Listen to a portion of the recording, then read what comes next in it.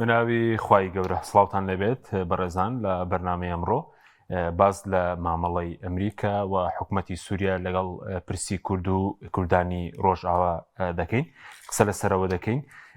ئەمریکا ئایا وەکو کارتێک مامەڵە لەگەڵ پرسی کووردا دەکات لە خۆناغی ئێستادا و لە ڕابردوشدا یاخود ئێستا و دۆخی کە کورد لە سووریای تێدایە قوربانیەوەیە کە ئێستا استراتیژی وڵاتان ئەوەیە کە سووریا یەک پارچە بێ چۆن مامەڵە لەگەڵ دۆخی کوردانی ڕۆژئاوا بکرێەوە چۆن پرسی بڵێن کوردی جیا بکرێتەوە لە پرسی ئایدۆلۆژیا بە تایبەتی ئایدۆلۆژیای چەپ و باشترین چارەسەر بۆ ئەم دۆخی کورد چییە و دەبێت چی بکەوە لە بەردەم چی دەین بۆ گۆڕانکاریەکانی ناوچەکەش. ئەم پرسە لەگەڕێک لە بەڕێزان دکتۆر فاتح سەنگاوی ئەندامی پەرلەمانی کوردستان، هەروەها لە ستۆدیۆ لە هەولێریشەوە دکتۆر ئیدریس کاریتانی شارەزار لە فکری ئیسلامی قسەی لەسەر دەکەین. سوپاسی ئامادەبوونتان دەکەین. کاکتۆر بەخێر بن لە بەرزستانەوە دەست پێ بکەین. زۆر سوپاس دەکەین. ئەگەر سەرەتا خوێنەوەی بەڕێز بزانم بۆ دۆخی سووریا و مامەڵەکردنی هەم ئەمریکا لەگەڵ پرسی کورد لە سووریا هەم حکوومەتی ئێستای سووریاش. بەناوی خوای گەورە، سڵاوی خوای گەورە لە بەڕێزت، بەخێراتنی مامۆستای بەڕێزەکەم، سڵاو ڕێزم هەیە بۆ ئەوانەی کە بینەرمان ئێستاکە. لە ڕاستیە جارێەوە وەکو کاتێکە قسە لەسەر ئەمریکاکەین، کاتێک کە قسە لەسەر زەریێزانەکەین، حتمەنەوە ڕوونەکەوان بەپێی بەرژەوەندی خۆیان مامەڵاکەن، بەپێی بەرژەوەندی خۆشیان هەڵسوکەوتەکانە گۆڕن، هەڵوێستەکانە گۆڕن. ئەمە شتێکە زۆر ڕوون و ئاشکرایەوە و بە تایبەتیش لە سەردەمی ترامپە ئەم بابەتە زیاتر وڵێ ڕوون بووەتەوە. هەر لەمەکەی دوێنێشی ڕوون بوو بەڵێکەوتی پامەکەی دوێنێ ترامپ زۆر ڕوون بووایە کەوتی ئێمە پارەی زۆرمانداوە بە کوردەکانەوە ینی کەشیان بردووە ئەوان مامەڵاکەن ئەو تێڕوانینەی کە لای هەندێک هەیە کە چۆنەڵی ئەمانە بە بەردەوامی پشگیری ئێمەکەن و پشتی تەوایان پێ ببەسین. ئەو بەڕاستی وڵی خۆش باوەڕیەکە نابێ ئەوها بکرێ بێتەوە هێزت لە گەلەکەی خۆتەوە بێ، هێزت لە ناوخۆ و لە داخلی خۆتەوە بێت. مامەڵەکردن لەگەڵ ئەو دەوڵەتانە پێویستە، چونکە ئێمە لە هەرێمی کوردستانی شاو لە زۆر شوێنی تریشە بەڕاستی هەندێک لەو وڵی بڕیارنێ و دەوڵەتیانە و هەندێک وڵاتی زلهێز نەبووە، ئێستا کەش لەوانەیە لە دۆخێکی خراپترا بووین. من باسم لەوە نییە تۆ دژمناتیکەی بەس لەبێت تێبگەی لە یاریەکە ئەبێ وا مامەڵەکەی کە سبەینێ ئەو بەجێهێشتی بتوانی چۆنەڵی مامەڵە بکەی لەگەڵ ئەو واقعی خۆتا کە هەیە. لە سووریاشا بە هەمان شێوە کورد لە ڕاستیە هەر لە پێش دروستبوونی دەوڵەتی با بڵێین نەتەوەیی لە سووریا کورد پێکێنەرێکی سەرەکی سووریا بووە. ئەو کاتە با بڵێن بیلادی شام بووە بە تعبیرە کۆنەکەی. کورد بۆ نمونە ئاوارە و غەوارە و ڕێبوار نەبووە لەوێ لە ڕاستیە. هەرلانی کەم لە سەردەمی ئەیوبیەکانەوە کورد حکمی کردووە لە حەلەبە کە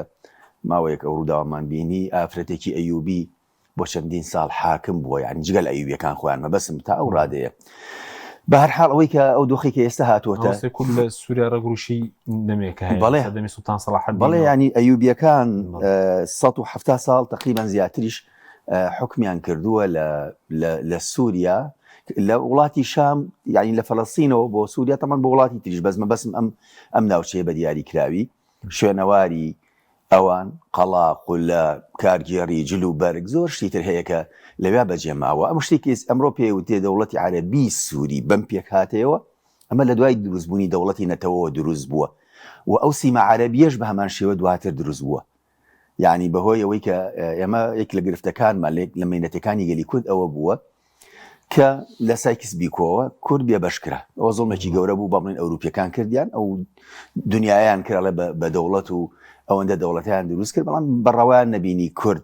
دەوڵەتێ بێ. هەر هۆکارێکی هەبێ هیچ پاساوێکی نییە، چونکە خەڵکە بوو لە ئێمە دواکەوتوتر پەرتەوازەتر جێگە و ڕێگەیان بۆکردنەوە. دوای ئەوەش گرفتەکە لێوە دروست بوو ئەوانەی کە هاتنە سەر حکوم ئەگەر دروست بێ بڵین تعبیرەکە دروست بێ سۆشیال فاشیزم بوون، یعنی سۆشیالیستی جۆرێک لە عەقڵەتی فاشیەت و نەتەوە پەرستیەکی وەبنی تونندڕە و ئیدارەی ئەم وڵاتانەی کرد. بۆیە کورد لەو پارچانەی لەگەڵ ئەوەی بەڵێن هەبوو عەهد هەبوو بەوەی کە ئێمە بپارێزرین، ئێمە ئەگەر خراپ بن لەگەڵمانە ویلایەتی مووسڵ بە تایبەتی ئەو کاتێککە درایە دەم عێراقەوە، یعنی کورد دواتر بتوانێت کۆمەڵی بینی نێودەوڵەتی هەیە کە لە بابنی سیڤەر و دوای بەلۆزان هەڵەوەشێتەوە و لە عێراق ینی ئێمە لیکێنراوین بم شوێنانەوە لە ئەساسا ئێمە بەشێک نەبووینە. بەڵام دواتر ئەم وڵاتانە ینی دێمە دوو زڵمان لەسەر بووە زڵمێک کە ئەوروپیەکان کوردیان بێبەش کرد ستەمێکی تر ئەوە بوو کە ئەو نەتەوانەی کە باڵا دەست بوون و حیزبەکانیان حیزبێکی تۆندڕەوی جۆرا و جۆرمون لە ڕووی نەتەوەیەوە ئیتر ینی دواتر بوونە بەڵا بۆ ئەمگەلەی ئێمە مافی ئەمگەلەی ئێمەیان نەدا جا ئێستا کەش کە باسی زۆر جار باسی جۆرێک لە فیدراڵیەت یا خۆسەریەک لێ بۆ سووریا جاری وایە هەندێک کەس لەوانەیە لە خەڵکێکی مولتەزیمە لەبەرەوەی بیری لەوایە کە قەسەدەی بەدڵ نییە ئەمەش ڕەتکاتەوە بەس ئەمە زۆڵمە ئەم قسە ئەم بابەتە بەڕاستی هەڵەیە لەبەرچی ئێمە بڵیتونەڵە ئێستا جیهانەکە وایە جیهانی دەوڵەت نەتەوەیە یان ئەوە زاڵەتیە ئێمە لە عێراق کە مەلەکیەت هەبوو ینی وەزعی کورد خراپ نەبوو بەس لەبەرەوەی نەتەوەیەکی باڵا دەست هەبوو حیزبەکانشی خراپ بوون دوای ئێمە چیمان بەسەر هات فەیلیەکان دەرکران بارزانیەکان با بڵێن زیندە بە چاڵ کران ئەنفالمان بەسەر هات هەڵەبجەمان بەسەر هات چونکە ئێمە دەرەجە دوو بین پلە دوو بووین ئینسافیان لەگەڵمان نەکرد لە تورکیا کورد لەگەڵ ئیتحاد و تەرەقیە بەشدار بوو ئەسڵەن وتیان ئێوە هەندێک کوردیان ناردە پاریس و هەندێک وڵاتی تروتیان با بە ئێمە جیابوونەوەمان ناوێ هەندێک لە کوردەکان بەس دوایی سیرەکەی چی دروستە بێ ئەوە دروست بوو کە دەرسیم دروست بوو پاکتاوی ڕێگەزی دروست بوو زمان قەدەغەکرا لە سووریا بەعسیەکان چیان کرد ئەوەیان کرد کە ئێمە ئیزانین کورد هەوێی نەبوو لە ئێرانە ڕەزاشا بە ناوی ئێرانیزمەوە وردە کورتی لە توپەت کرد و ئەمە لۆڕ کوردنیە و لە کوردنیە و تا ئێستا کەش کە ئەم سیاسەتە دێژەی هەیە ئەهان بەبەسمەوەی ئێمە لەبەرەوەی کیانێکمان نەبوو خصوصیاتەکانمان نەپارێزە کوردیش ئەڵێ برامان برایی کیسەمان جایی ئێمە با برابین قەیچیەکە ئەگەر لە وڵاتێک شاژین با ئەوەندە خصوصیات و جوگرافی خۆ مەحرام نییە یاین لە ڕووی شەرعی و دینیوە کە من بۆ نمونە جوگرافیایە ئیدارەیەکی زاتی و خۆسەری نازانم شتێکی وامان هەبمان پارێزیێت ئەمانە بەڕاستی دروست بۆ هەرگەلێک ینی ئێساکە کە کورد داوای شتێکی وابکە بەڕاستی حەقی خۆیەتی چونکە جۆرێک لە زەماناتی بۆ دروستەکە ئەگەر ئەمە ئێستش بۆ نمونە بەدڵی هەندێک بێت ئایا سبەی نیە شتێکی شمولی وانایەتە پێشەوە کەوا تۆ بچەوسێنێتەوە تۆ وڵی بپریشێنێتەوە قسە زۆرە بەزیاڵە زیاتر دەکەین بچین لای دکتۆری دریسیشکە لە هەولێر ڕۆمانەکە دکتۆر جەنابیشت بە خێربەی لەمانەوەی خوێنەوەی بەڕێزی بزانین هەم بۆ مامەڵەی وڵاتانی نێودوڵەتی بڵێن لەگەڵ پرسی کورد ئێستا لە سووریا و مەسەلەی کە پێشتر کاکتۆریش باسی کرد کورد بۆتە قوربانی سایکزبی کۆ ئینجا وڵاتانش کە کوردی بەسەردا بەشکراوە دووبارە بڵێن هەر زوڵمی لێکراوە کورد ئێستا هیچ دۆستێکیشی هەیە لەم بارودۆخە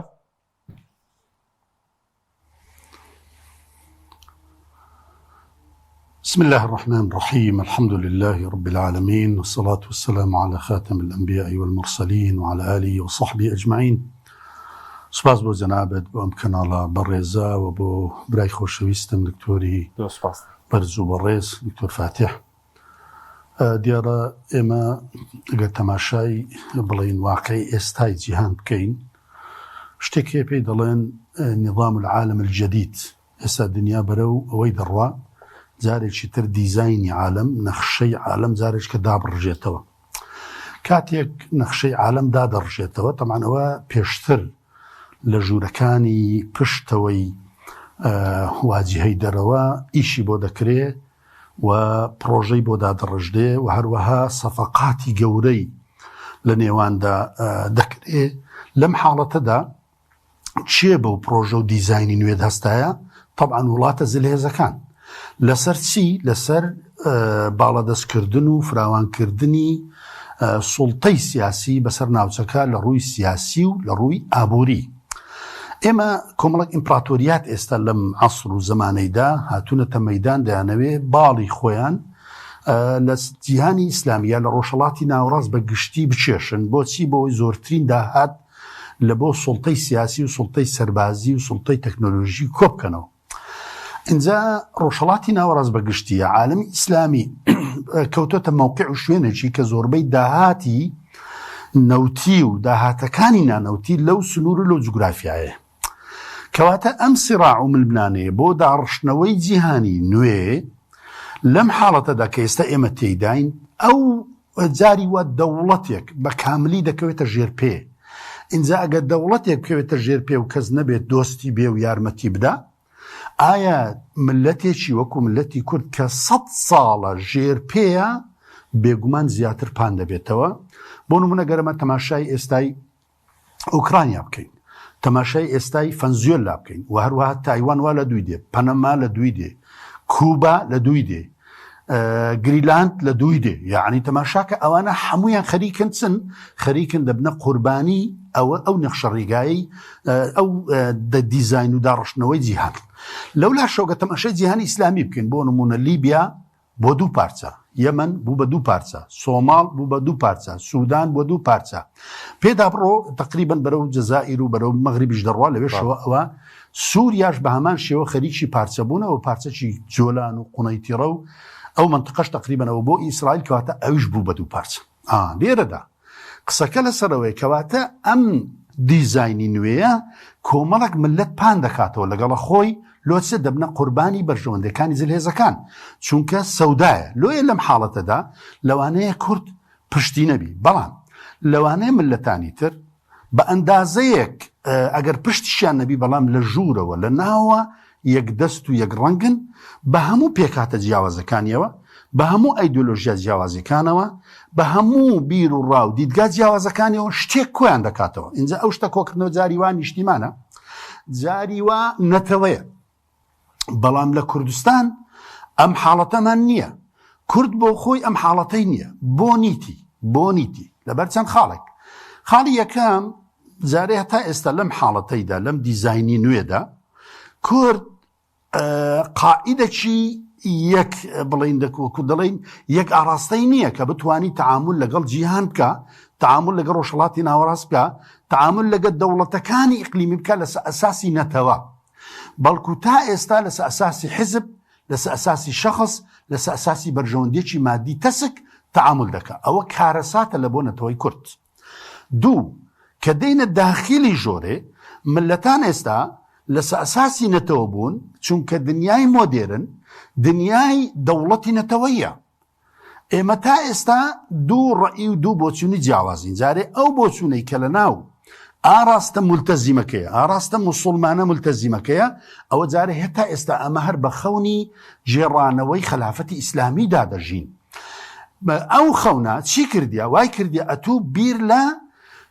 تێڕوانینێکی ئومەمی بیرکەوە، نایەی مەسەلەن بیر لە نەتەوەکەی خۆت بکەوە، بەڵکو ئومەمی بیر دەکەوە. لۆیە بەردەوام ئەتوو خەریکی چی؟ خەریکی خیتابێکی ئومەمی. ئەوە لە لایەک. ئەو لایەکەی دریش کە بڵین لایەنی ئەلمانی و چەپەکانن، ئەوانە بۆ خۆیان 2 بەشن، چەپ و ئەلمانی. تا ئەو لە ڕادەی ئێمەش قسان دەکەین کە کورد دژی یەکن،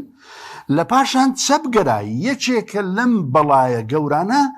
بچێتە ناو هەر کۆمەلگا و هەر نەتەوە و هەر میلەت و تەنانەت دەوڵەتێکیشەوە، داڕوخان تووشی دەبی، داڕوخانی ڕوئیا، چونکە چەپگەرایی ڕوئیای بۆ دنیای نوێ نییە، بەڵکو ئەویش دە چوارچێوەی پێکەوە ژیانی گەلان و هەندێک مستەڵەحات و هەندێک ئیدارەدانی دەوڵەتە کە بۆ ئەم عەسر و سەردەمە ناژێ و بۆ خۆشت دەزانی کە ڕەسی شوعیەت و ڕەسی چەپگەرایی لە دنیادا شکستی ناوە و بەکە لەم قۆناغە نەما. کەواتە ئێمە لەم حاڵەتەدا نەبوو خۆمان دۆستی خۆمانین، نەدەرەوەش دۆستی خۆمانن. لێرە پرسیارێک دێتە پێشێ، هەمومان ئێستا گلەیی دەکەین، دەڵێن کاکە ئیسرائیل دیفاعی لە کورد نەکرد، ئەمریکا دیفاعی لە کورد نەکرد. باش، یەکەمیان ئایا ئێمە چیمان بۆ ئیسرائیل و ئەمریکا کردیە؟ هیچ. و ئایا ئەمریکا و ئیسرائیل چ مەجبورن دیفاع لە ئێمە بکەن؟ مەجبور نین. ئەدی چونکە ئێستا سیاسەتی نێودەوڵەتی، سیاسەتە جلهێزەکان سێشتی تێدا غایبە. یەکەم بابەتی ئەخلاقی، دووەم بابەتی ئینسانی، سێم بابەتی وجدان. ئەو سێ تێدا غایبە. ئەدی چیە سیاسەتی نێودەوڵەتی ئێستا؟ لەسەر ئەساسی مەصالحەواتە. ئەم قاعیدەی لا صداقة دائما ولا عداوة دائمة ولكن مصلحة دائمة. بەرژەوەندی اینجا لە کاتێکدا کە بەرژەوەندی باڵا دەستە، ئێمە هیچمان نییە وەکو کورد بدەینە ئەمریکا و بدەینە وڵاتان تا وەکو ئێمە بپارێزن. لۆیە ئەمە وەکو چەچێک بەکار هاتوین و نەک ئێمە کاکە ئەو ڤەنزوێلا ئەو وڵاتە گەورە وەکو چەچێک بەکار کەس لەسەری بەجوان نهات. ئۆکرانیا هەتا ئێستا لەوانەیە لە خلالی ئەم فترەیە زیاتر لە 500-600 هزار کەسی کوژرابی. ئێوە بووە کە پشیفیدایی. ئەوە تایوان کاکە ئەو دەوڵەتە گەورە، ئەوە پەنەما ئەوە کوبا ئەو وڵاتانی تر هەمووە کەتنە ژێر پێ لەبەر هەندێ ئیلا گەڕانەوە لە بۆچی لە بۆ ئەوەی کە کورد دەبێ لەسەر ئەساسی نەتەوە اینجا ئەمە تو ئێستا برێ نەتەوە ڕێک لە پشتە خۆت 1 ملیۆن جوونت پێدەدەن دەڵێن چی فلان بۆ نەتەوە پەرست تەماشاکە لەم عەسڕ و سەردەمەی کە دنیای داڕشتنەوەی دەوڵەتانە کاکە ئەگەر تورک ئەگەر فارس ئەگەر عەرەب دەوڵەتی نەتەوەیی ناوێ و خەلافەتیدا دەوێ کاکە ئەوەم دەستم برند کرد بە هەمومانەوە دەچینە ژێر چەتری ئەو خەلافەتە و دەبینە جوندی هیچ مشکلەمان نییە بەس ئەگەر ئەو دەوڵەتی نەتەوەی ویست و لەسەر ئەساسی دەوڵەتی نەتەوەی پارێزگاری لە خاچ خۆی کرد لە نەتەوەی خۆی کرد لە ملەتی خۆی کرد لە بەرژەوەیە اقتصادی و سیاسی و تەکنەلۆژی فکرەکانی خۆی کرد ناو نازنامە و عەلەمەکە و شوناسەکەی هەموو لەسەر ئەساسی نەتەوەی بوو معنای چییە تو لێرە بە تاقیتەنێ ملەتەکی ئەوەندە خۆخۆر لە ناویەک یەکتر خلاص دەکات خەریکی ئەوەی وەڵام من کاکە دەوڵەتی نەتەوەی نایە لەبەرەوەی دعوها فإنها منتنة من نازم ئەو فەرمودەی لۆ بەسترایتەوە بە نەتەوە من نازم هیچ ئەو باسی نەتەوە نییە دەکرێ ئەم نەچی ئیدریس بە تەنێ تعسب لە بنەماڵەکی خۆمە بی ئەوە خەتەرە دەکرێ عەشیرەتەکەی بی ئەوە خەتەرە دەکرێ حیزبێکی بی ئەوە خەتەرە دەکرێ نەتەوەیەک شەیبی وەکو ئێستا تورک و عەرەب و فارس دەیکەن بڕوان پێ بکە ئەو فەرمودە لەوانە ئێمەی کورد لەسەر خۆمان تەطبیق کردیا تاکە ملت برایەتی دەکا ئاشتی دەکا ملکەتە لە بۆ قەرارەکانی شەریعەت کوردە بەڵام کورد لە هەمووان تاوانبارترە لە هەمووان زیاتر تاوانبارتر دەکرێت لۆ چونکە تا ئێستا کورد لە قوڵایی و لە عمقی استراتیجێتی سیاسی ناوچەکە نەگەیشتیا بۆ تێژ نەگەیشتە کاکە نیظامی خەلافەت داهێنانەکی ئەسحابی پێغەمبەر بوو صلی الله علیه وسلم کاتێک پێغەمبەری خوا وەفات دەکا 4 دەورەکەمان هەموو ئیمپراتۆریاتە ئەسحاب هاتن ئیبداعێکیان کرد ئەوانش خلافەتیان دامەزرا خۆ ناکرێت و دەوڵەتی نەتەوەی دامەزرێنی دەوڵەتە چۆن دەبچوو پانت کەنەوە نە ئەوانش هەستانی ئیمپراتۆریەتێکیان دامەزران یا بڵێ خلافەتێکیان دامەزران بەڵام دوایی کتر کاکە ئەو گەڕاینەوە سەر ئەوەی هەر لە سەردەمی دەوڵەت عوسمانی دەیان ویلایەت هەبووە دەیان دەوڵەتە بۆ بەناوی بنەماڵە کاکە بنەماڵەکی بەتەنێن دەوڵەتێکی بەناوبووە لەبەرەندێ ئەمە لە ئێستادا دۆستمان نییە و بە خۆشمان دوژمنی گەورەی خۆمانی دێمەوە خزمەتت کاکتۆر ئیدریس کاکتۆر فاتح دێمە خزمەت بەڕێز سەبارەت بەوەی کە ئێستا باشترین چارەسەر بۆ کوردانی سووریا چییە؟ ینی ئێستا لەوێ بڵێن ئەگەر بەس ڕاگیرەوە بەڵام شەڕ بەردەوامە مەرسومی کۆماری هەبوو بۆ مافی کولتوری بەڵام مافی سیاسیدا نییە چی بکەن لەم بارودۆخە بڕۆن بۆ دیمەشق بژاردەی شەڕ هەڵبژێرن جارێ ئێمە دوو شتێکی جیا بکەینەوە شتێک هەیە کە پێوتێن نەتەوەی کورد شتێکشمانەی پێێتی ئەحزابی سیاسی بەڵێ ئەکرێ ئێمە بۆ نمونە لەگەڵ حیزبێکی سیاسی نەبن لەگەڵ ئایدۆلۆژیەکەی نەبین بەڵام لەو کاتەی کە تەنانەت ئەوەی کە ئیدعای بۆ من شەریعەتەکە یا عروبەکە یا هەر شتێکە کە ئەو دێ لەگەڵ ئەو مامەڵاکە لەگەڵ من مامەڵە ناکە لەگەڵ تاک مامەڵە ناکە کەواتە ئەو لەم قۆناغا شەرعیەتێکی واقعی وەرگرتووە بۆیە ئێمە لێرە بە ناوی ئەوەی کە ئێمە فعلا ژێمە کۆمەڵە ڕەفتار بیر و بۆچوون کۆمەڵە شت کە من وازانین زەرریان داوە لە قەزەی کوردیش لەوێ کۆمەڵە خەڵکیان لێ دوور خستوەتەوە ئەوەی بە عەرەبی پێ لە حازینە شعبیەکەیان نیگەران کردووە لە هەنێ ڕووهانی حیزبی سیاسیان نیگەران کردووە ئەکرێ ڕەخنە لەسەر هەموو ئەمانە هەبێ بەڵام ئێستا لەوێ جغرافیایەکەیە هێزیەکەیە ئەم هێزە مامەڵەی لەگەڵەکرێ ئێستا ئەم هێزەی کە لەوێ و وەگوتم لەوانەیە ڕووی ئایدۆلۆژیە بەدڵی من نەبێ بەڵام ئێستا کە لەم قۆناغە ئاو هایە بەڵام گەلی کوردی موسڵمان تۆ بە درێژایی مێژوو کسەی دیکەی هەر هێزێ ببێ هێزەکان ئەڕۆن یا خۆیانە گونجێنن لەگەڵ واقعەکە یاخود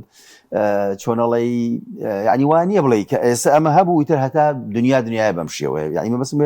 لە زەینی هەندێک کەس ئەمە دروست هەبێ وەکو تەناقوزێ سەیرەکە کە تۆ باسی کوردەکەی ئیتر یەکسەر وازانێتەوە پشگیری هێزیەکەکەی لە کاتێکا تۆ واقع ئایسە هەموو وڵاتەکەی 3 ملیۆن کورد لەوێ هەیە بەڵێ بە پێی ئامارەکە ئێستا ئەم هێزەی کە لەوەیە ئەڵێ من لەگەڵ سووریا یەگرتووە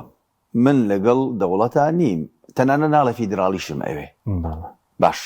لەسەر بناغەی ئەمە ڕێکەوتن کراوە جارێک ئەو پابەند نەبووە جارێک ئەم پابەند نەبووە جارێک هێزە نێودەوڵەتەکان ڕۆڵیان هەبووە لە چۆنەڵی ئەم بابەتانە لە هەردوو ڕۆکەوە ئێستا ڕێکەوتن کراوە دوای ڕێکەوتنەکە وا گریمان لە یەک دوو گەڕەکە ئەوە بوو چۆنەڵی بە پێ ڕێکەوتنەکە نەبوو ئەوان بۆنمە هەڵیان کرد لە ڕووی ئاگربەستەوە لە ڕووی ستراتیژی عسکەریشەوە تەمان باش خۆ ئەو چۆنەڵی ڕێکەوتنی کە کرا و هەردوو لایە پێوە پابند بوون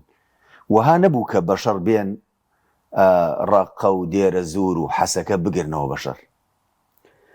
بەڵام ئەمە هەر بەشەر کرا تا گەیشتنە ئەو سنوورەی کە ئێستا توانین بڵین لە ڕووی واقعیەوە وگوڵی کوردستانە کۆمەڵە تایبەتمەندی هەیە ڕێکەوتن هەیە بەڵام ئەو هەر دێتە پێشەوە تۆ چیەکەی لەم کاتە ئەوەڵەیە دەبێت تاک بیتە ناوە ئەم ڕێژ کەوتۆ لەسەر ئەوەش بەڵام خۆ تۆ ئەگەر ڕێژ بکەوی قەناعەتیشت پێی هەبێ خۆ ئەبێ زەماناتێک هەبێ بۆ ئەوەی کەوا سبەینێ ئەم بابەتەوەکو خۆی بمێنێ پاشگەز نەبنەوە لێ بە مەرسومێکی تر هەمووشت هەڵنەوەشێتەوە من ئەو کاتش کە مەرسومەکە دەرچووی ئەحمەد شەرە وتم ئەمە باشە بەڵام ئەبێت تەواو بکرێ بەبوونی اعترافکردن بەبوونێکی سیاسی ئیداری خۆسەر جۆرە یعنی خصوصیاتی خۆ لا مرکزیت خۆ ئەمە یعنی خوای گەورە وای دانەناوە ئەم حکوومەتە مرکزیانەی کە ئێستا هەن لە دنیا لە درێژایی مێژووی ئیسلامیە شتی ئەوە مرکزی نەبووە ئەسڵەن کورد کاتێ زەرەری کرد کە دەوڵەتی عوسمانی چاوی لە ئەوروپیەکان کرد چوو میرنشینەکانی وردە زەختی خستە سەریان و لێیدان و تاوان نێوە لەژێر تەسیری ئەوروپیەکانە ئەگینا هەر دەوڵەتی ئیسلامی ویلایات بوو بێ هەر شتێتر بوو بێ هەر بە درێژای مێژوو وایە ینی خصوصیات پارێزراوە یعنی وانە بووە کە ئەمریکا ئێستاکە هەیە ینی بڤێتەوە بڵێ من بازنەیەکم هەیە بازنەیەکە کە من ئەبێت یا پارێزراو بم ئەبێ ئەو سوپا گەورەیە نێتە ئێرە ئەگە سوپاش هەیە ئەبێ من بەشێکم لێرە ئەمەی کاتێک کە ئەویسترێ وەگوتم ئەمانە ڕێکەوتن هەیە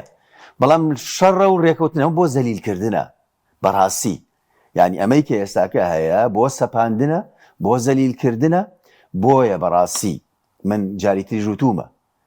باسی شەرعەکەی باسی قانونەکەی باسی مرۆڤایەتیەکەی ئەم سەپاندنە قوبوڵکراو نییە ئەگەر دوایی بە زۆر بتوان هەموو شتێ بکەن ئەوە شتێکی ترە و لە بابی ستەمکاری و زۆرداری و ئەوانایە بەس ئەمە زەلیلکردنی گەلێکە با ئەو گەلە کۆمەڵە خەڵکیشی تیابێ ئایدۆلۆژیای شتێکی تر بێ بەس تۆ چاو لەوە بکە ئەم سوپایی کە سوپایەکی منەظەم نییە ئەم سوپایە کە پێشووتر بەشێکی داعش بووە ئەم سوپایە کۆمەڵێ عەراب و ڕقی قەومی لە ناو بەشێکی هەیە خۆمان ئەیبینین کە چۆن مامەڵە ئەکەن لەگەڵ خەڵکە یعنی بەڕاستی مافی کوردە هەستی دادپەروەرانە بۆ دادپەروەری هەستی بەرگریکردن لە ماڵی خۆت لە کەرامەتی خۆت لە ژیانی خۆت ئەبێت پابندی بکرێ وەکتم بەو ڕێکەوتنەی کە هەیە ئەو ڕێکەوتنەوانیە تۆ بێ باڵین چەک بخەیتە سەر مێشکی من وشتی هەموو شتێک هەڵگەڕانەوەی عاشیرەتەکان و مەسەلەی بەڵێ خۆی ئەگەرم باسی هەڵە استراتیجیەکانی ئەوانکەین جارێ ئەسڵەن پێویست نەبوو کورد لە کۆمەڵە منتیقەی عەرەبنشینی تەواو بەڕاستی لەوێ بێ ئەوە بەناوی ئەو شەڕێی کە پیاوتە دژ بە داعش و ئەمانە وڵی ئەمەی دروست کرد ئەگینا لە ئەسڵا ئەوە هەڵی استراتیجیە و هەموو کەسیش ئەوەی ئەیزانی هەر حرەکەیە بکرێت هەر جوڵەیە بکرێت کەس ئەوەی لەبیر نییە تۆ لە داعش ڕزگارێک کردووە ڕێک ئەوەی کە مامۆستا فەرمووی ئیحساسە نەتەوەییەکە ئەجوڵەیە ترامبۆی لە خوێنرا و کوردیان بەکرێ گرت بێت چوادێک و پارەمان پێدا و شتی کەشیان بردووەنەوە توشتیکە ڕاستە ئێستا بۆیە لە ڕووی وەکوم داکۆکیکردن لە تایبەتمەندی خۆمان کە خوای گەورە پێی داوین خوای گەورە ئێمەی بە کورد دروست کردووە اختلافی ئەلسیلە و ئەنوان ئاياتی خوایە جیاوازی زمان جیاوازی نەتەوە و عەشرەت و هۆز و ئەمانە تایبەتمەندین ئێمە ئەبێ بەڕاستی بەرگری لێ بکەین و نابێت بە هیچ پاساوێک ئایا کە پێغەمبەری خوا صلی الله علیه و فەرمی ئەگەر یەکێک ویستی تعداد لێکا سامانت داگیرکە ماڵت داگیرکە بێ بەرگریکی تۆ شەهیدی باسی ئەوە نییە ئەوە کافرە دێ ماڵی تۆ داگیرەکە مسلمانێکیش بێ ماڵەکەت داگیرکە تۆ بێ بەرگری ماڵی خۆتکەی شارەکەت داگیرکە ئەبێ بەرگریکەی مێژووی ئیسلامی پرێتی لەمە یعنی ئەو هەموو یعنی کیاناتە جیاوازانەی کە دروست بوو نەخۆ هەندێکی هاتوون چۆنەڵی شەڕیان کردووە لەگەڵ یەکتری هەنێ لەو شەڕان ناشەرعی بوون هەنێ شەڕیشیان دروست بووە چکە بەرگری کردن بۆ لە کەرامەت لە ڕێز لە ماڵ لە سامان بەڵێ هیچیشی ناپارێزێ ئەگەر بە زۆر بێن ئەوەکەن بۆیە ئێمە لەگەڵ ئەوان کە بە ئاشتیەکی بڵێ بەویژدانانە و دادپەروەرانە. سوپاس دەکەم کاکتۆر ئیدیزمێمە خزمەت بەڕێز سەبارەت بۆ کە بەڕێزت کورد چی کردووە بۆ ئەمریکا و ئەوانە بەس ئێستا قسە لەسەرەوەی کە کوردیان بەکارهێناوە بۆ شەڕی داعش و دوایەوەی کە تاو بوو ئێستا بڵێن کە هەسەدە دروستکراوە ئامانجی سەرەکی بۆ شەڕی داعش بووە ئێستا کۆتایی هاتووە لەو ڕۆوە قسە لەسەرەوەی کە ئەوان لەم قۆناغە کوردیان بەجێهێشتە دوایش باسیەوەت کرد کە مەسەلەی کێشەی کوردیا بکرێتەوە لە ئایدۆلۆژیای چەپ لە حیزبی سیاسی ئەوە چۆن دەکرێت؟ بەڵێ دیارە لای جەنابەت معلومە بابەتی ئێستای سووریا ئەوەی کە لە کوردستانی خۆمان ئەوەی لە ڕۆژهەڵات ئەوەی لە بڵێن هەر چار پارچەی کوردستان ئێمە ئەو 100 ساڵەی زوڵممان لێ کراوە گەورەترین نەتەوەی لە ناوچەکە کە نزیک دەبینەوە لە 50 ملیۆن پاشی عەرەب و تورک و فارس گەورەترین ملەتی لە ناوچەکە دابش کراوین بەسەر 4 دەوڵەت و 3 نەتەوەی جیاواز. ئەم 3 نەتەوە جیاوازە وەکو پێویست هیچ خەتوەچیان لە بۆ ئێمە نەهاوێشتووە خەتوەی عەمەلی. چۆن بنمونە ئێستا ئێمە داوا لە ئەمریکا و لە ئیسرائیل دەکەین دەعممان بکات چونکە ئێستا وا دەرەکەوی کە ئەمە دەبێت برین کاکە وەرە ئەنگۆ ڕزگارمان کەن. لە چه ڕزگارمان کەن؟ لە سەدام حوسێنی کە سەدام حوسێن ڕۆژێ هەتا ئێوارێ دەیگۆ لە سەر مینبەرێمە و ئاەتی دەخینتەوە لە تورکیا و لە ئێران و لە سووریا تەماشاکە ئەو کارە ساتەی 3 دەوڵەت هەر 3 دەوڵەتان 4 دەوڵەت هەر 4 دەوڵەت ناویان لە خۆیان نای ئیسلامی باشە ئەمە ئێستا ناچار دەبین دەرێن و لای کاکە ئەمریکا کوردی فرۆشت ئێوە دەتفرۆشی بەڵام بەچەی فرۆشت بە کۆمەڵێک دەوڵەتی تکەی فرۆش کە ئەو دەوڵەتانە هەموو ناویان لە خۆیان نای ئیسلامی ناو اینجا گرفتەکەش لەوەی ئێستامە بیر ناکەین ئەرێ باشە ئەمە بابین ئەرێ سەبرە چی بگرین ئەرێ باشە کاکە ئێمە لە 100 ساڵی ڕابردوو ئەمە 100 ساڵە بۆچی ئەو دەوڵەتانە نەهاتن بەو ئیسلامە جوانەی کە 606 ساڵ 661 ساڵ دەوڵەتی عوسمانی ئەم هەموو کوردەی وەکو ویلایەت و وەکو ئەمارەت و ئەوانە ئیدارەت کرد و کەسیش باسی نەتەوەی نەکرد. کوردەکیش نەبوو برێ هەڵگەڕێتەوە لە دەوڵەتی عوسمانی برێ کاکە وڵای ئەمن حەق و مافم نیە لۆ لەبەرەوەی زمانی خۆی پاراست کولتوری خۆی پاراست جوگرافیای خۆی پاراست ئیدارەی خۆی هەبوو سکەی خۆی هەبوو هەموو ممەیزات و تایبەتمەندی خۆی هەبوو حەق و مافیشی هەبوو. بەڵام ئەرێ کاکە ئێستا ئەمە ئەوە سایکس بیکۆ ئەمەی دابش کرد سیڤەر و برین سایکس بیکۆ و سیڤەر و لۆزان و ئەوانە هاتن ئەمان دابش کرد بەسەر ئەو 4 دەوڵەتە ئیسلامیە و ماڵیان کاول بی کە کوردیان نەکرد بە دەوڵەت بەس ئەوانیان کرد بە دەوڵەت. ئەوان چیان کرد لە چوارچێوەی سایکس بیکۆ تورکیا و عەرەب و بڵین فارس پێشتر هەر هەوی بوو ئەوانە هەستان دەوڵەتیان بۆ خۆیان دەوڵەتێکی نیشتیمانیان پێکینە دەوڵەتی نیشتیمانی بۆچی بۆی پارێزگاری لەو قەواری خۆیان بکەن پارێزگاری لە میلەتەکەیان خۆیان بکەن پارێزگاری لە شوناسی خۆیان بکەن پارێزگاری لە زمانی خۆیان بکەن پارێزگاری لە حڕیەت و ئازادی خۆیان بکەن. بەڵام کە دێتە ژۆرە داخلی خۆیان ئەوە هەیە چەپە هەیە ڕاستە هەیە ئیسلامی هەیە علمانیە نیزاعیان هەیە لە بینیەک بەڵام کە دەگاتە سەقەزی تورک بوون خلاص هەموو شتێک ڕادەوەستی کە دەگاتە سەقەزی عەرەب بوون هەموو شتێک ڕادەوەستی دەبنەوە یەک کە دەگاتە قەزی فارس بوون هەموو شتێک ڕادەوەستی دەبنەوە یەک. یعنی تورکیا لەوێ ڕادێ دیفاع لە تورکێکی کەرکوچێ دەکاخۆ ئەو تورکەی کەرکوچێ خۆ جەماعەتی عومەری کوڕی خەتاب نییە خەڵکەکی عامە ئەدی چ کۆیان دەکاتەوە تورک. سووریا لەوێ ڕامەسەن دیفاع لە عەرەبەکی دەکات ئێستا چ کۆیان دەکاتەوە عەرەب بوون ئێمە کورد بوون کۆمان ناکاتەوە لۆیە کە قسەکەی جەنابەت باس لەوە دەکەی کە فکری چەپ بۆ تووشی ملەتی کورد بووە بۆچی فکری چەپ و تووشی ملەتی کورد بووە جارێ ملەتی کورد ئەو ملەتەیە کە لە سەردەمی گابانی کوردی بەشدار بووە لە دامەزراندنی دەوڵەتی ئیسلامی چۆن سەلمان بەشدار بووە سوهەیبی ڕۆمی بەشدار بووە ئەو فارسە ئەو ڕۆمیە ئەو بیلالی حەبەشیە ئەو قوڕەیشیە بە هەمان شێوە کوردێک بەشدار بووە لەم درێژایی تاریخە. ئەم 1400 ساڵە گەورەترین پیرۆستترین دەور کە جێڕابی لە بۆ خزمەتی ئیسلام ئەو کوردە بووە ئەمە یەک. دوو هەر مەلەفەک هەر سێکتەرێک هەر سەردەمەک هەر زەمانێک تەماشا بکە عیملاقە گەورەکانی نێو تاریخی ئیسلامی کورد بوون. ڕۆژ نییە بە ملیۆن جار باسی ئیبن تەیمیە نەکرێت کە ئەوە عەبقەرێکی کوردە باسی ئیبن سەڵاحی شارەزور نەکرێت ئەوە عەبقەرێکی کوردە. کەواتە لە تاریخی خۆمان لەو 14 سەدەی وارد نەبووە کورد هەڵگەڕابیتەوە. ئێستا دوای ژێردەستەیی دائیمەن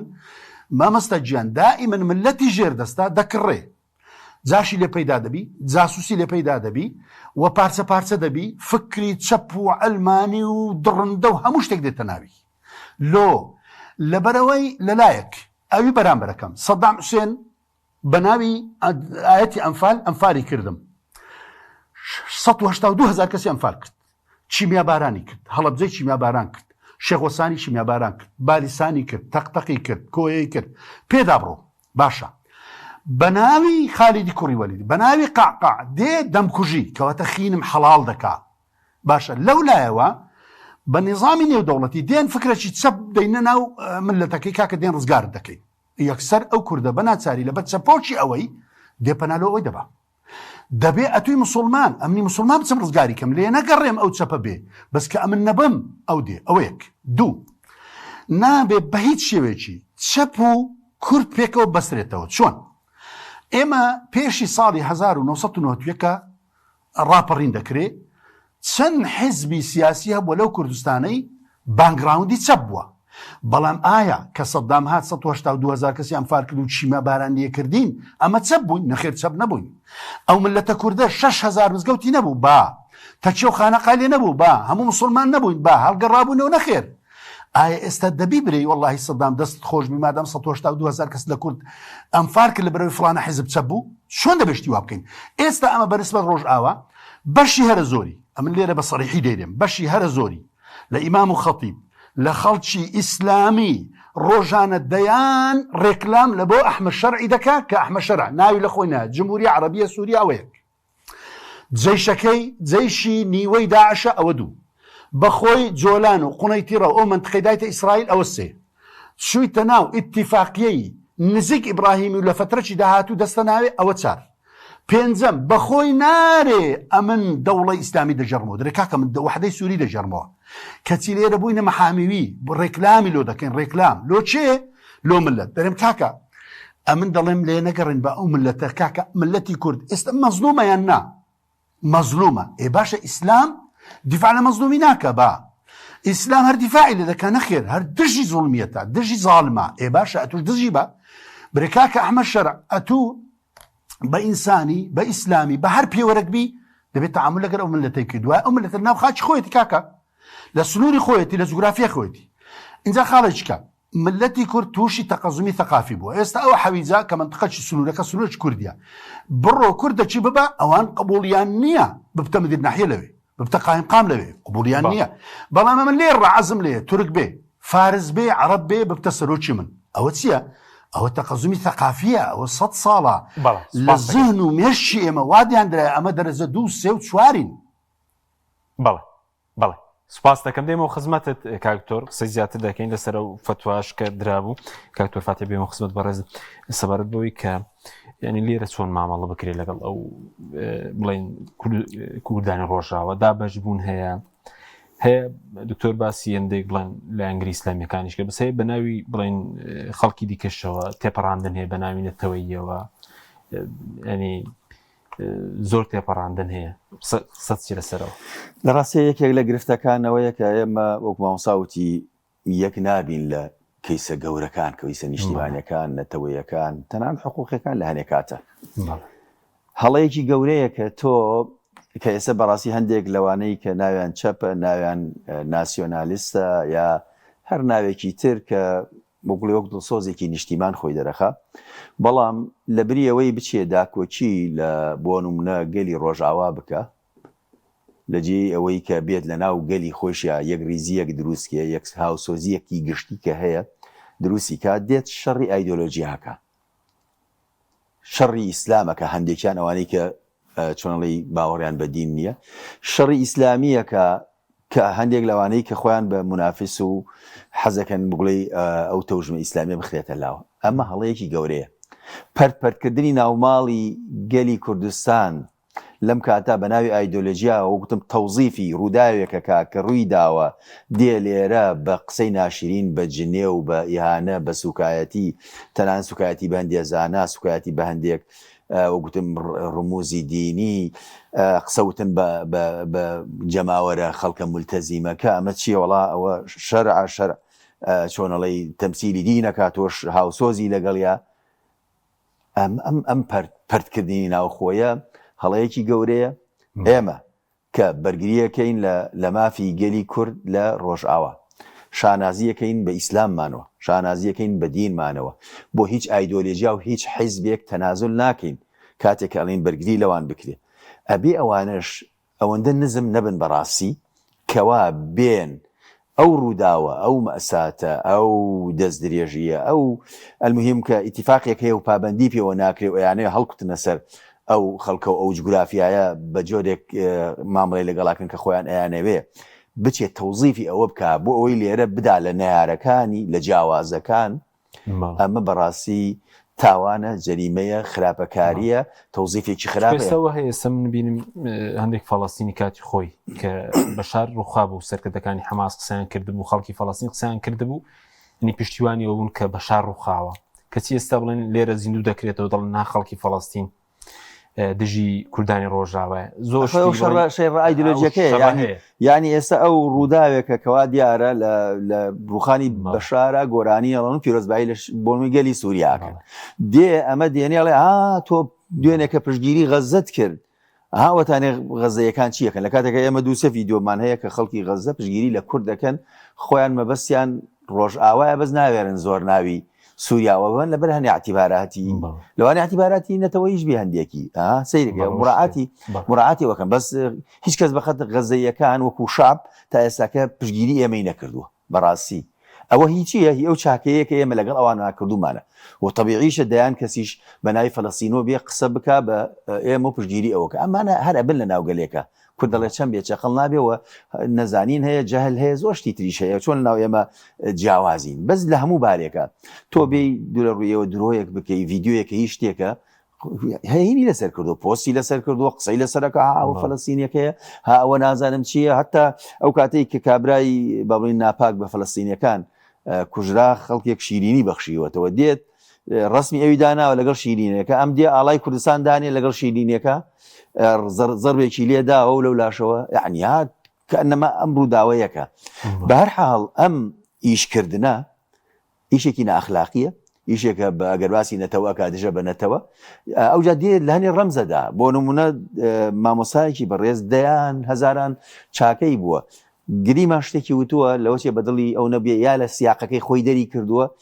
ئیتر گشتی ئیشی بووە بەوەی سەدان کەس پۆستی لەسەرەکە وەکەوەی ئەو سووریایی بەڵێ کوردانی ڕۆژئاوایی وا لێ کرد دەبێ ڕوونە بە تۆ ئیتیفاقیەک هەیە ئیتیفاقی کۆمەڵە دەوڵەتیایە بەشدارن هاتوون بە زۆر ئیمزایان پێت کردووە ئیتر ئەم شەڕ فرۆشتنە چییە بەمزانە بەرزەیەکەی بۆ نمونە کە دەیان چۆنەڵێ چاکە و خزمەتگوزاری و هەموو تەمەنی بەخشیەوە بۆ گریمان زەلەیەکشی کرد هەڵەیەکشی کرد ئەم تیشکە چیە خەیتە سەری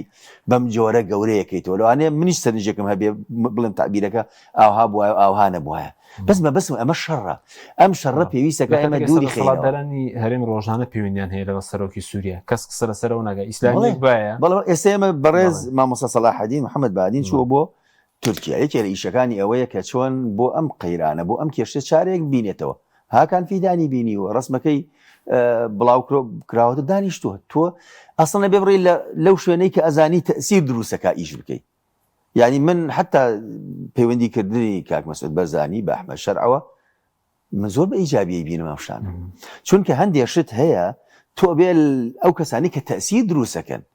ئێمە پێویستیمان بە هەموو ڕەمزەکانمان هەیە بە جیاوازی لەوەی کە من لەگەڵ یەکێکیا بم یا لەگەڵ یەکێکیانە بم وەک ماوەساوتی ئێمە لە ناو خۆمانە تەبیعیە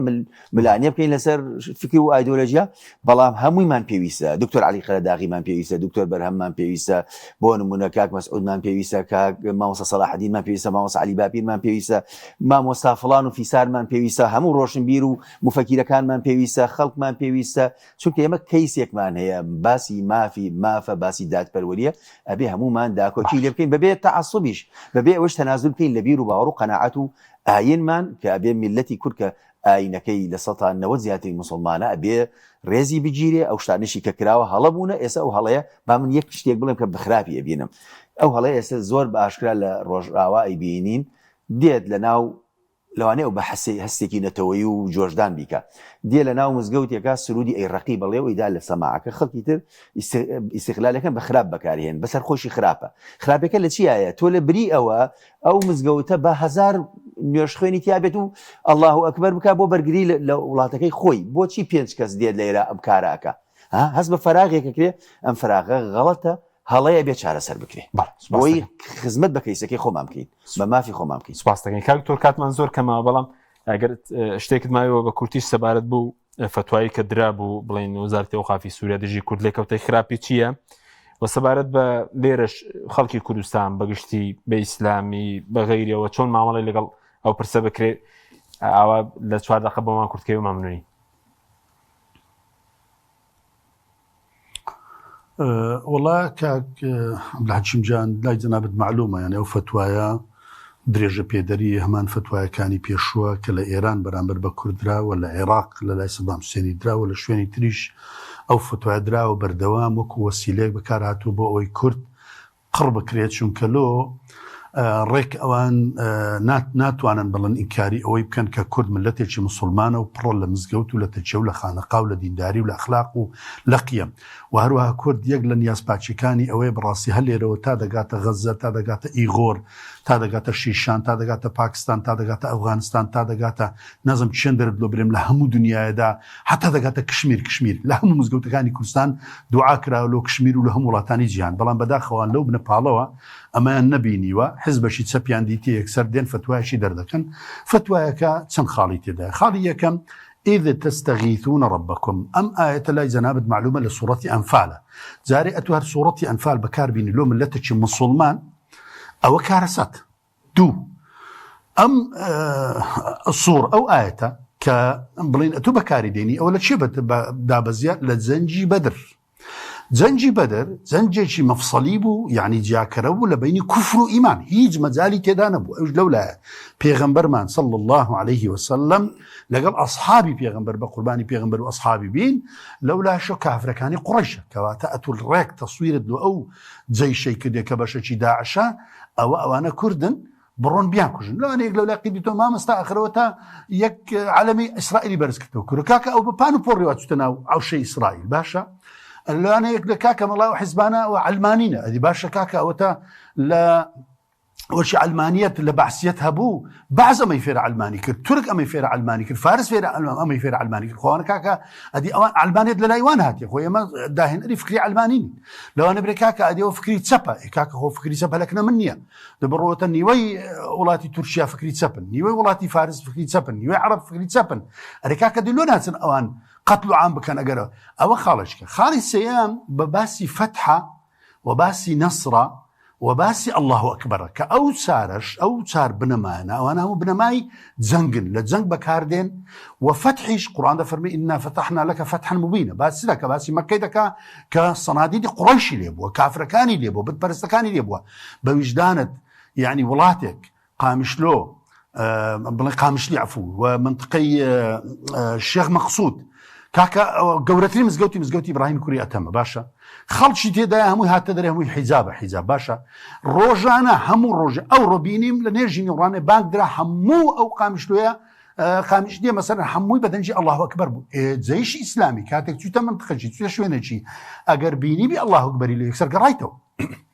لو أو فتوايا خطر لباشا خالش كخطر ترلوي أوش أويا بكورتي بي سباس تكم كاكتور كاتمان عالمي إسلامي زور بداخوا زۆر بەداخەوە باشە بەسەرچاو کوردی دەکەمەوە زۆر بەداخەوە بۆچی ئەمە لێرە ڕالۆ غەزەی لەو ڕۆژەی کە شەڕ دەستی پێکردی هەتا ئەو ڕۆژەی تەواو بووە مچینە 2000 جار ئەمە دانیشتن و تەوقیع و فتوا و محاضرات و کۆڕ و سمینارمان جێڕایە ئەرێ کاکە عالەمی ئیسلامی 20,000 50,000 عالمی لێ ئەرێ کەس نییە برێ فتوایەکی بەبرێ کۆر کاکە ئەوانە کودەی فتە کاکە وەکو باغی تەعاملیان دەکەم بکەن فإن بغت إحداهما على الأخرى فقاتلوا التي تبغي فيش تريد فرمي وأصلحوا بينهما كاكا صليان لك بكن يكفت وامنين دو آية أو علماء سوريا نابين كفتارو نابين بوطي نابين علماء الشام نابين هم علماء قورة لنا كرد خزمتي شامي كرديا نابینن ئەمەنەوەی سەلاح الدینین کە سێ ئیشی کرد. یەکەمیان بەری لە فکر و لە شەپۆڵ و لە هجوومی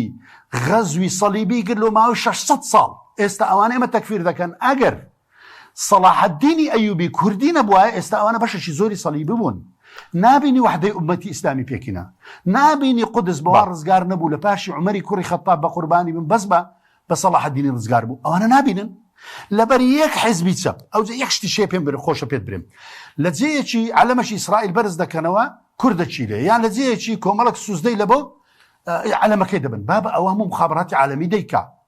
ئەمن دیفاع لە چەپ ناکەم، ئەمن لە ژیانی خۆم لە 2013 گەورەتری کتێب لەسەر چەپ نووسیە و لە ژیانی خۆم یەک کەلیمەش لۆ چەپ نەگوتێ نەنارێم بە زەقیش پێم گوتینە کاکە کورد دەبێت لە چەپ جیاکرێتەوە. بەڵام ئەمە ئەگەر وەبی ئەلە کوردستانی مەش خەڵکەکە بوو سوزدەی لە هەندێک مەسوولی برد. کاکە ئەوە نابێتە پێوەرلۆی کوردەکی مسلمان 1400 ساڵ مسلمانە بچی تەکفیریکەی بچی فتوای لۆ دەکەی. ئەوجە لە کوردستانیش بەڕاستی بەداخۆ ئەمڕۆ دوونێ دەکا یەکێتی زانایان فتوایشی دەرکرد، بەڵام دەبوو هەموو جیهەتەکان هەموو عولەمای عالم بەرامبەر بەو فتوای خەتەرەی بوەستنەوە، چونکە ئەوە خین حەڵالکردنە. ئەوە زۆر سپاس دەکەین. يقتل مؤمنا متعمدا فجزاؤه جهنم خالدا فيها غضب الله عليه ولعنه وعد له عذابا عظيما. سپاس دەکەین کاکتۆری دیسکایتانی لە هەولێر و کاتمان تەواو. زۆر سپاس دەکەین هەرا دکتۆر فاتح سنگاوی لەسەر سپاسی جەنابیش دەکەین. زۆر سپاس. سپاس بۆ بینەرانی بەڕێز، سپاس باوکاران، خواتان لەگەڵ.